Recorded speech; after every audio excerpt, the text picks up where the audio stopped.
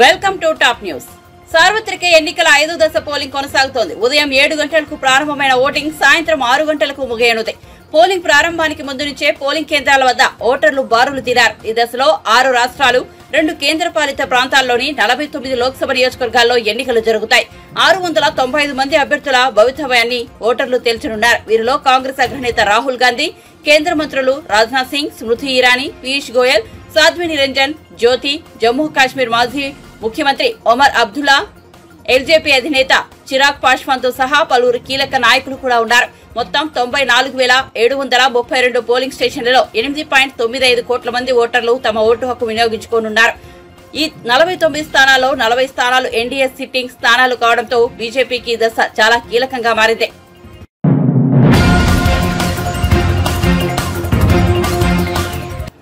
ఓట్ల లెక్కింపు ప్రక్రియ ముగిసేంత వరకు కూటమి పార్టీల శ్రేణులు అప్రమత్తంగా ఉండాలని జనసేన పార్టీ ప్రధాన కార్యదర్శి కె నాగబాబు విజ్ఞప్తి చేశారు.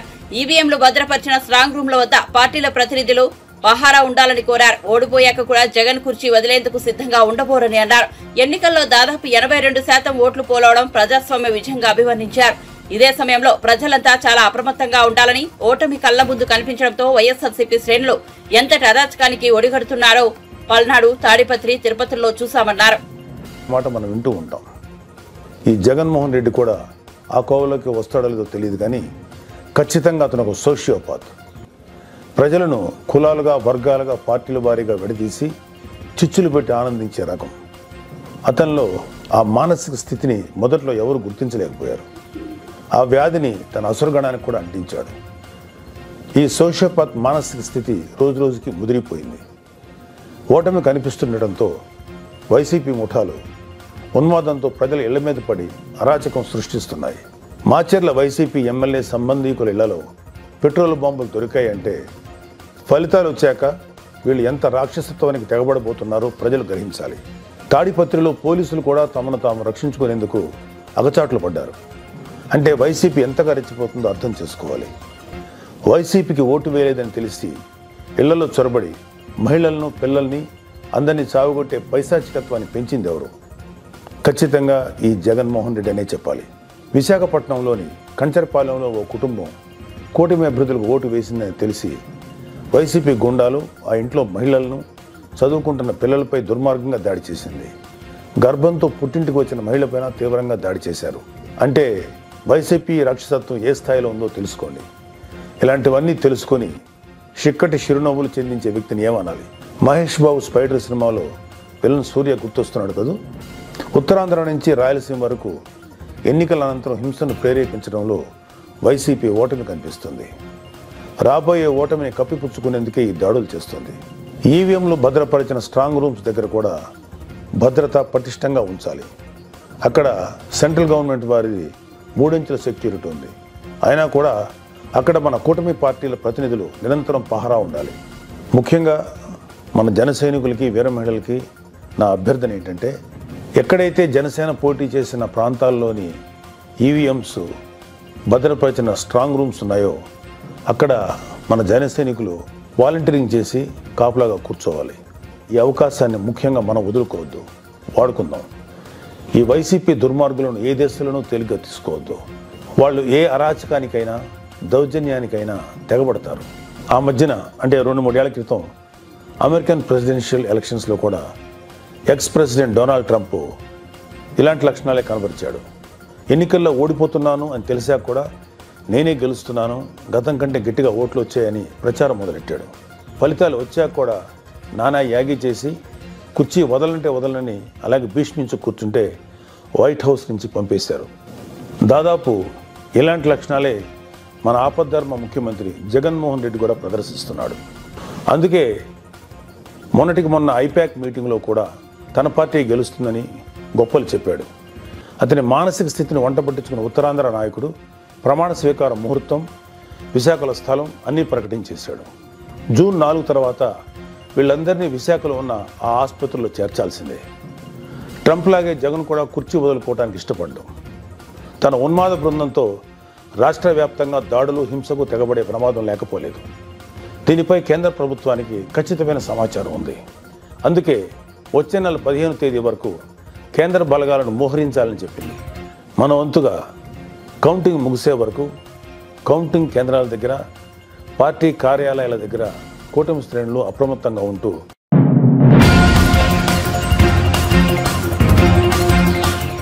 రాష్ట్రంలో ఇప్పుడు కావాల్సింది అధికార స్వరం వినిపించే వాళ్ళు కాదు, గల్లా పట్టి అడిగేటోళ్లు ఉండాలి అని బీఆర్ఎస్ వర్కింగ్ ప్రెసిడెంట్ కేటీఆర్ అన్నారు.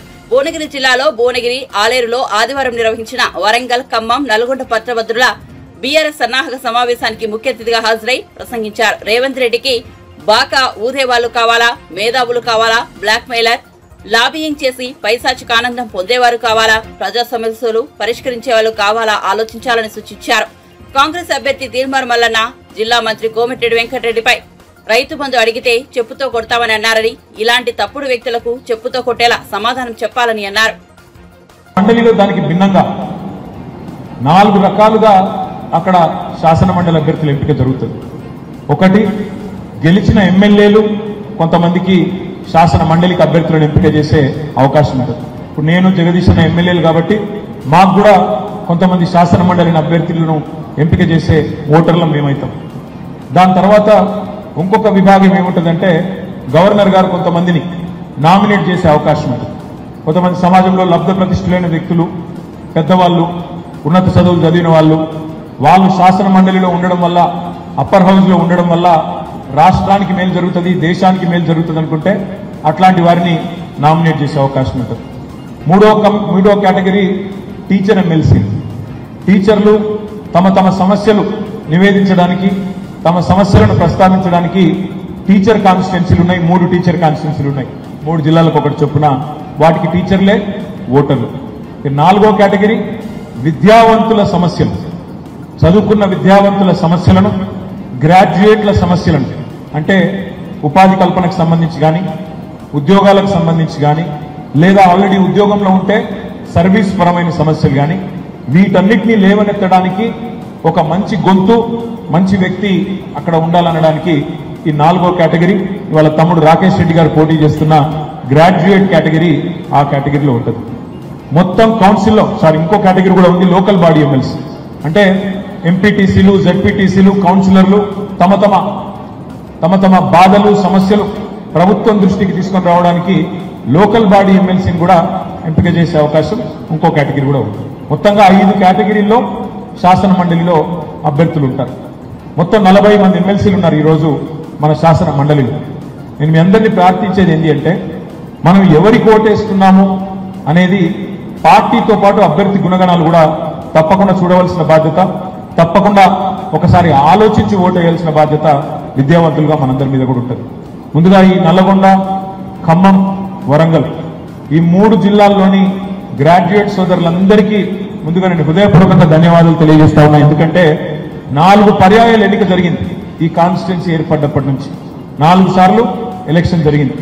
4 సార్లు గులాబీ కండువానే ఎగిరే విధంగా తీర్పునిచ్చిన మీకు హృదయపూర్వకంగా నేను ధన్యవాదాలు తెలియజేస్తా ఉన్నా. మొదటి 2 సార్లు ఆనాడు కపిలవాయి దిలీప్ కుమార్ గారిని ఎమ్మెల్సీగా మీరే గెలిపించినారు ఉద్యమ టైంలో. ఆ తర్వాత మరి తెలంగాణ ఏర్పడ్డ తర్వాత శాసన మండలికి 2 సార్లు గ్రాడ్యుయేట్ ఎమ్మెల్సీగా డాక్టర్ పల్లా రాజేశ్వరరెడ్డి గారిని కూడా మీరే గెలిపించినారు. మరి ఈరోజు తమ్ముడు విద్యావంతుడు, బిట్స్ పిలానీలో ఎంఎస్ చేసిన ఒక ఉన్నత విద్యావంతుడు, పిలానీలో విద్యాభ్యాసం చేయడమే కాకుండా తాను ఒక సామాన్య రైతు కుటుంబం, వరంగల్ పక్కనే వర్ధనపేట నియోజకవర్గంలో వంగపహాడ్ అనే ఊరుంటుంది. ఆ ఊరిలో ఒక సామాన్య రైతు కుటుంబం నుంచి వచ్చిన మొదటి తరం నాయకుడు తమ్ముడు రాకేష్ రెడ్డి, మీలో ఒకడు.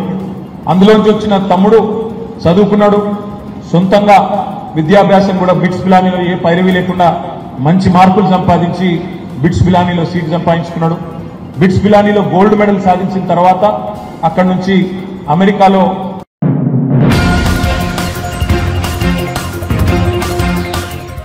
కేంద్రం ఏపీలో ప్రభుత్వం మారడం తథ్యమని సిపిఐ నేత నారాయణ అన్నారు. ఎన్డీఏకు 400 సీట్లు వస్తాయంటూ ప్రధాని మోదీ మైండ్ గేమ్ ఆడుతున్నారని, వాస్తవానికి పరిస్థితులు అందుకు పూర్తి భిన్నంగా ఉన్నాయని వ్యాఖ్యానించారు. 5 ఏళ్ల పాలనలో జగన్ చేసిన అవినీతి కారణంగా ఏపీలో ఆయన ఓడిపోతారని జోష్యం చెప్పారు. ఓడిపోతుంది. అన్ని సీట్లు కాంగ్రెస్ పార్టీ, ఆమ్ ఆద్మీ పార్టీ పార్టీస్గా వస్తాయి. అది ఒక మంచి పరిణామం. కేంద్రంలో దాదాపు 400 సీట్లు అని చెప్పేసి పదే పదే ఒక సైకలాజికల్ వార్, మైండ్ గేమ్ చేస్తున్నారు. అది ఇప్పటికీ బీజేపీలో టాప్ లీడర్స్తో సహా మాట్లాడుతున్నప్పుడు అర్థమైంది. నార్త్లో 50% ఓడిపోతున్నారు. యూపీలో, ఎంపీలో, రాజస్థాన్లో, మిగిలిన హర్యానాలో ఇవన్నిటి కూడా 50% పైన ఓడిపోతున్నారు. వాళ్ళకి సౌత్ ఇండియా మీద ఎక్కువ ఆశ పెట్టుకున్నారు. సౌత్ ఇండియాలో 0. ఏదైనా వస్తే ఆంధ్రప్రదేశ్లో చంద్రబాబు నాయుడు దయ వల్ల 1-2 సీట్లు వస్తే రావచ్చు తప్ప బీజేపీకి, మిగిలిన సౌత్లో వాళ్ళు రావు. మహారాష్ట్రలో అదే పరిస్థితి. కేంద్రంలో రాజకీయ మార్పిడి తథ్యం, ఆంధ్రప్రదేశ్లో కూడా రాజకీయ మార్పిడి తథ్యం. డబుల్ ఇంజన్ అని చెప్పేసి గొడవ పెడతారే, డబుల్ ఇంజిన్కి అసలు ఇంజనే పోతుంది అక్కడ ఢిల్లీలో. వాళ్ళు గెలిచేటువంటి అవకాశం ఇట్టి పరిస్థితులు లేదు అనే కరెక్ట్ కాల్కులేషన్ చెప్తాను. దానికి కారణం లేకపోలేదు. మోడీ ఉపన్యాసాల సరళి ప్రారంభంలో, మధ్యలో, ఇప్పుడు జరుగుతున్నటువంటి ఉపన్యాస సరళి చూస్తే మాకు అర్థమైపోతుంది ఓడిపోతాడని. ఎట్టి పరిస్థితుల్లో బీజేపీకి గవర్నమెంట్ ఫామ్ చేసేటువంటి శక్తి ఉండదు, అది గ్యారెంటీ. ఎన్ని సీట్లు వస్తారని నేను చెప్పలేదు, కానీ గవర్నమెంట్ ఫామ్ చేయలేదు. అంత పొజిషన్ రాదు. రాజ్యాంగాన్ని ఉల్లంఘించిన వాళ్ళు ఎవరైనా ఉంటే అది ప్రధానమంత్రి, హోమ్ మినిస్టర్ పైన కాదు. రాజకీయ కక్షతోటి చర్యలు తీసుకోవడం తప్ప నిజమైన నేరస్తుల మీద చర్యలు తీసుకోవడం లేదు. ఇప్పుడు కేజ్రీవాల్ని అరెస్ట్ చేసి లోపలేశారు. వాళ్ళు 100 కోట్ల రూపాయల స్కామ్ అది. జార్ఖండ్ ముఖ్యమంత్రి 2-3 వేల కోట్ల రూపాయల నుంచి అవినీతి, అతను జైల్లో వేశారు. 1,000 కోట్ల రూపాయలు చేసిన ఇక్కడే ఉన్నారు కదా, 1,00,000 కోట్ల రూపాయలు తిన్న బయటికి వెళ్ళిపోయారు. జగన్మోహన్ రెడ్డి లాంటి వాళ్ళు 45-46 వేల కోట్ల రూపాయల అవినీతితో ఉండి 11 కేసులు పెండింగ్లో ఉన్న అతను బయట హాయిగా ఉన్నాడు. ఈ 5 ఏళ్ళ పాటు మోసాడు. ఈ ఎన్నికలప్పుడు మాత్రమే చివరికి జగన్ వ్యతిరేకంగా మాట్లాడాడు ఒక మాట ప్రైమ్ మినిస్టర్. అంతమంది ఎప్పుడు మాట్లాడాలి. అది ఎందుకంటే సౌత్ ఇండియా సీట్లు కావాలి. జగన్మోహన్ రెడ్డి సీట్లు ఇవ్వడు. కానీ మిడిల్ ఏజ్లో ఉన్నటువంటి, యంగ్ ఏజ్లో ఉన్నటువంటి మహిళలు ఎవరు కానీ జగన్మోహన్ రెడ్డి ఓట్లు వేయలేదు. వాళ్ళకంటే యాంటీ చేస్తారు, కసి పెరిగింది. లేకపోతే విదేశాల్లో ఉన్నవాళ్ళు మొదలుకొని, ఈ దేశంలోని ఇతర రాష్ట్రాలను మొదలుకొని మొత్తం తెగబడి చోట్లు వేశారు. కసి కొద్ది. కసి ఎవరి పైన ఉంది? కసి జగన్మోహన్ రెడ్డి పైన ఉంది. కసి పైన లేదు. కసి కొద్ది ఓట్లు వేశారు. దానికి కారణం లేకపోలేదు. ఆయన ప్రమాణ స్వీకారం చేసిన మొదలుకొని విధ్వంస కార్యక్రమమే కదా, ప్రజా దర్బారు పగలగొట్టడం మొదలుకొని వరుస పెట్టి మొత్తం రివర్సే. ఆయన కొంచెం తెలివితేటలు ఉండుంటే, తెలివితేటలు లేదని కాదు, పాడు తెలివి చాలా ఉన్నాయి. చంద్రబాబు నాయుడు పెట్టిన ప్లాన్ కానీ దాన్ని ఇంకా ముందుకు తోసుకెళ్ళి ఉంటే, ఆయన 10 కిలోమీటర్ స్పీడ్లో స్టార్ట్ అయితే ఈయన 100 కిలోమీటర్ స్పీడ్ కానీ లాక్కెళ్ళి ఉంటే డెఫినెట్గా గెలిచేవాడు. రాజధాని వచ్చేసి ఉండేది, పోలవరం వచ్చేసి ఉండేది, కడప స్టీల్ ప్లాంట్ వచ్చి ఉండేది, రాష్ట్రం అభివృద్ధి అయ్యి ఉండేది. ఈయన ఎంతసేపు అయినా చంద్రబాబు అడుగుపెట్టిన చోట అడుగుపెట్టకుండా అనిపిస్తుంది నెగిటివ్ కొట్టాడు. అంటే నెగిటివ్ ఆలోచనే. అవినీతిని ఇన్ని రకాలుగా చేయొచ్చా అనేటువంటిది జగన్మోహన్ రెడ్డి నేర్చుకున్నాను. అంతే. ఇప్పుడు మోడీ చెప్పాడు కదా, these land mafias, mines mafia అని చెప్పాడు కదా. ప్రైమ్ మినిస్టర్ చెప్పాడు, అవినీతి చెప్పాడు. మరి ప్రైమ్ మినిస్టర్ అవినీతి చెప్పినప్పుడు ఆయన అరెస్ట్ చేయాలి.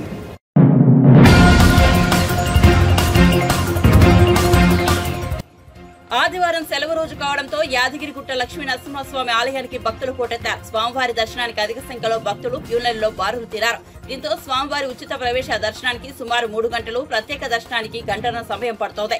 ప్రసాద విక్రయాలశాల, సత్యనారాయణ స్వామి వ్రత మండపం, కొండ కింద విష్ణు పుష్కరిణి, కారు పార్కింగ్, బస్టాండ్లలో భక్తుల సందడి నెలకొంది.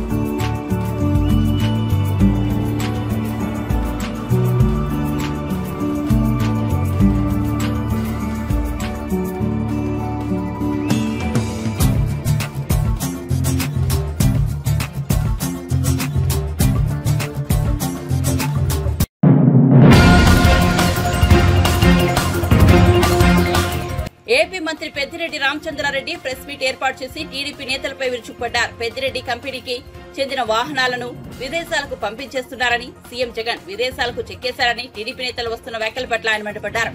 టీడీపీ నేతలు నోరు అదుపులో పెట్టుకుని మాట్లాడాలని, లేకపోతే తాము కూడా విధుల్లోకి వచ్చి మాట్లాడాల్సి ఉంటుందని హెచ్చరించారు. ఈ సందర్భంగా మంత్రి పెద్దిరెడ్డి టీడీపీ జాతీయ ప్రధాన కార్యదర్శి నారా లోకేష్ పై ధ్వజమెత్తారు. ఈ లోకేష్ మాట్లాడితే చాలు పాపాల పెద్దిరెడ్డి అంటున్నాడని ఆరోపించారు. మీ నాన్నే పాపాల చంద్రబాబు ఎంతో మందిని చంపించేశారు.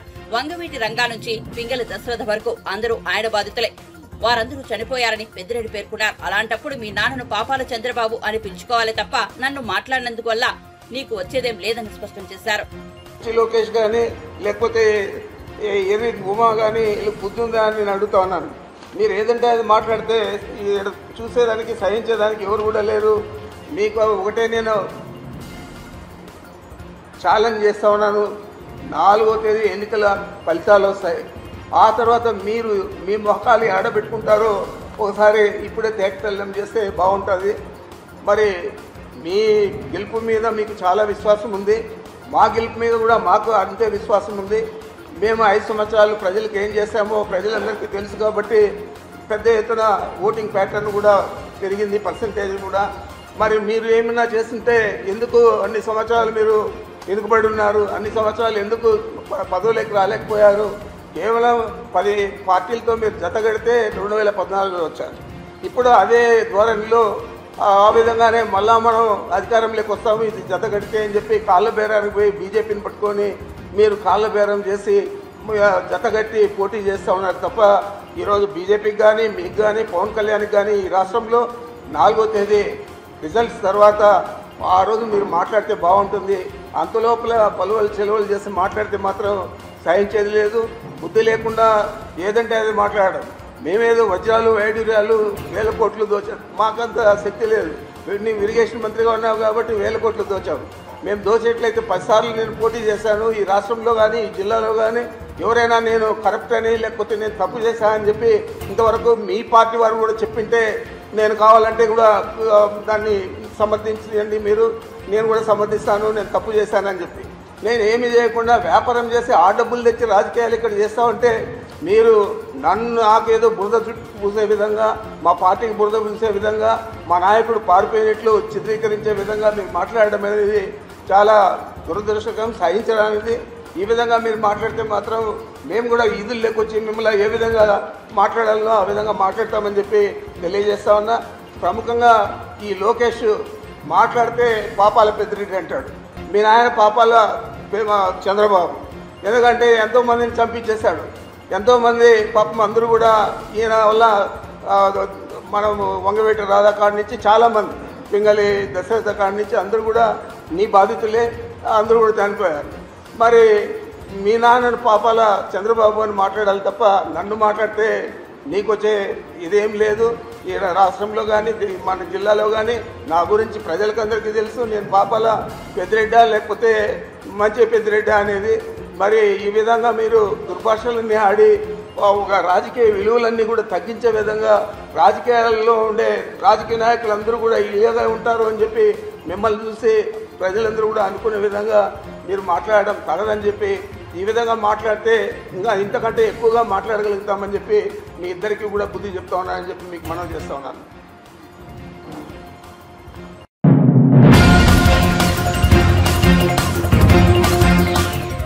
ఎన్నికల సందర్భంగా పల్నాడు జిల్లాలో తలలు పగులుతుంటే పోలీసులు స్పందించకుండా అలసత్వం వహించారని, అసలు నేరస్తులు పోలీసులేనని జలవనరుల శాఖ మంత్రి అంబటి రాంబాబు ఆరోపించారు.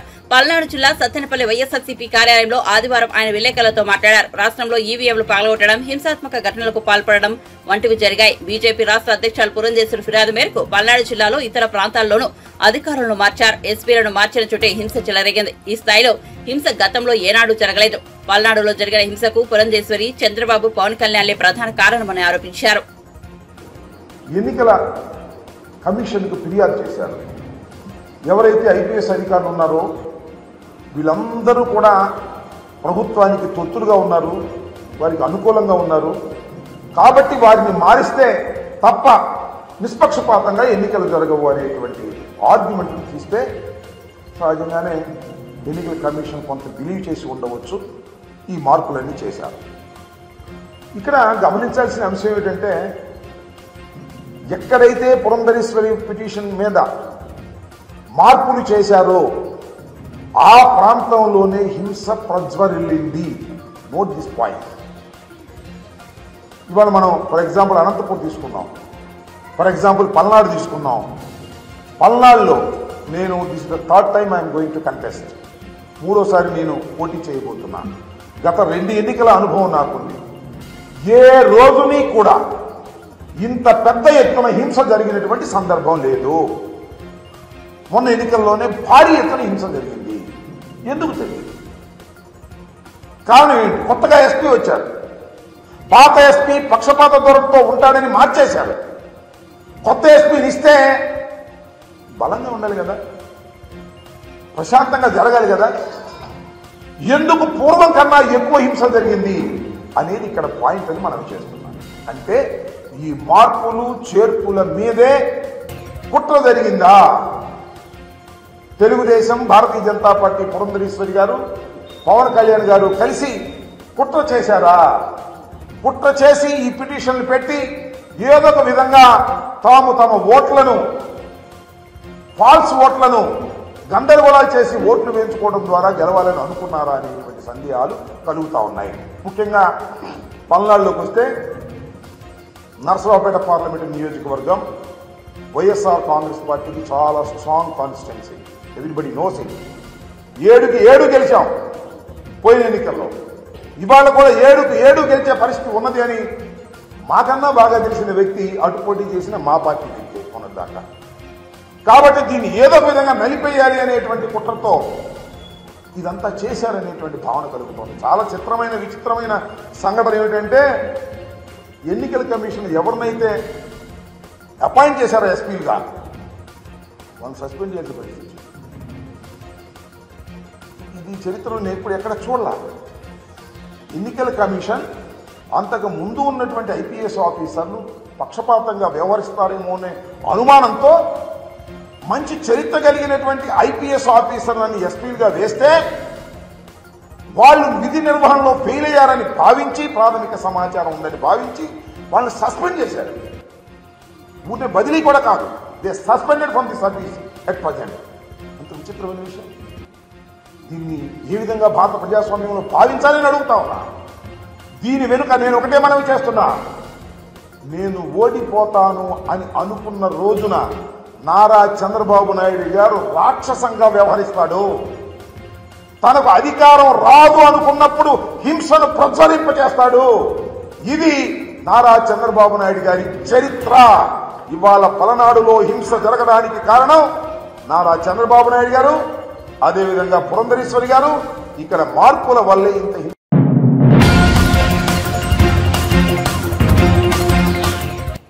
ఢిల్లీలోని బీజేపీ ప్రధాన కార్యాలయం ముట్టడికి ప్రయత్నం చేసిన ఆప్ నేతలను పోలీసులు అడ్డుకున్నారు. బీజేపీ కార్యాలయాన్ని ముట్టడించేందుకు ఆప్ విఫల యత్నం చేసింది. బీజేపీ కార్యాలయం వైపు వెళ్లకుండా సీఎం కేజ్రీవాల్ తో పాటు ఇతర నేతలను ఆప్ కార్యాలయం వద్దనే పోలీసులు నిర్వహించారు. దీంతో ఆప్ కార్యాలయం వద్ద ఉద్రిక్తత నెలకొంది. బీజేపీ కార్యాలయం వద్ద భారీ బందోబస్తు ఏర్పాటు చేశారు. పోలీసులు అడ్డుకోవడంతో నేతలంతా ఆప్ కార్యాలయం వద్దే బైఠాయించారు. ఈ సందర్భంగా సీఎం కేజ్రీవాల్ మాట్లాడారు.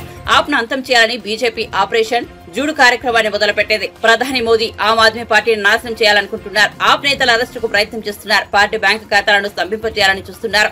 నాకు బెయిల్ వచ్చిన దగ్గర నుంచి మోదీ ఆప్ పై విమర్శలు చేస్తున్నారు. ఆప్ దేశానికి మంచి పనులు చేస్తుంది. ఆప్ మంచి పనులపై దేశం మొత్తం చర్చించుకుంటుంది. అయితే ఆప్ కి బీజేపీ నుంచి ముప్పు పొంచి ఉందని కేజ్రీవాల్, మోదీ బీజేపీపై మండిపడ్డారు.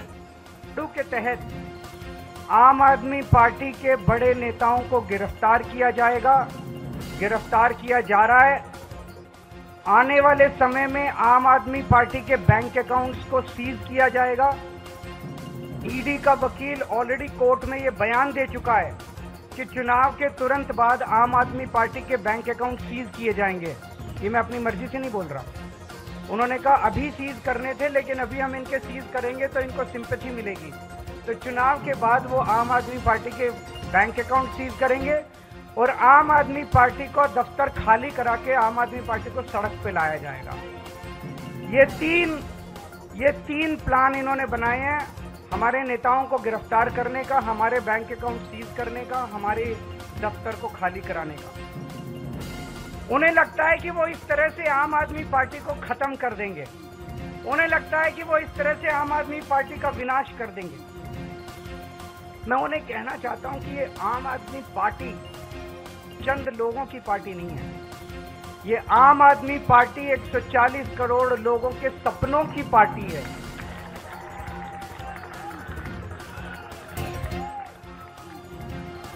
आम आदमी पार्टी कोई पार्टी नहीं है।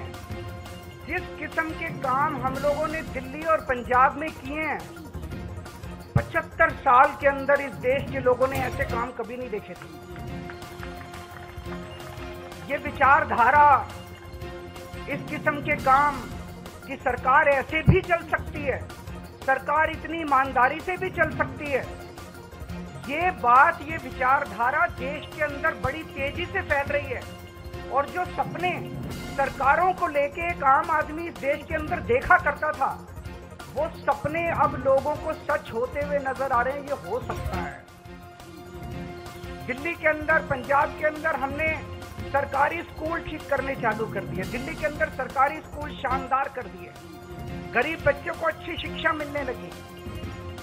ये मोदी जी नहीं कर पा रहे, तो उन्होंने तय किया कि इनको रोको, इनको गिरफ्तार कर लो, मनीष सिसोदिया को गिरफ्तार कर लो, केजरीवाल को गिरफ्तार कर लो, इनके स्कूल बंद करो। हमने दिल्ली के अंदर, पंजाब के अंदर ढेरों मोहल्ला क्लिनिक खोल दिए, सरकारी अस्पताल ठीक कर दिए, लोगों के लिए फ्री इलाज का इंतजाम कर दिया। मोदी जी नहीं कर पा रहे। इन्होंने कहा केजरीवाल को गिरफ्तार करो, इनके अस्पताल बंद करो, इनके मोहल्ला क्लिनिक बंद करो। हमने दिल्ली में, पंजाब में बिजली मुफ्त कर दी, वो इनसे नहीं हो पा रही। जहां जहां इनकी सरकारें घाटे में चल रही हैं, इनके पास पैसा ही नहीं है। हमने पैसा बचा बचा के, ईमानदारी से पैसा बचा बचा के बिजली फ्री कर दी। अब हम महिलाओं को 1000-1000 रुपए देने जा रहे हैं। हर महीने उनके खातों में 1000-1000 रुपए डलवाएंगे। ये बात पूरे देश में फैलती जा रही है तेजी से। मैं जहां जाता हूं, पूरे देश भर में घूम रहा हूं इस टाइम में, मैं जहां जाता हूं लोग कहते हैं केजरीवाल जी आपने दिल्ली पंजाब में स्कूल बड़े अच्छे कर दिए, केजरीवाल जी आपने बिजली ठीक कर दी,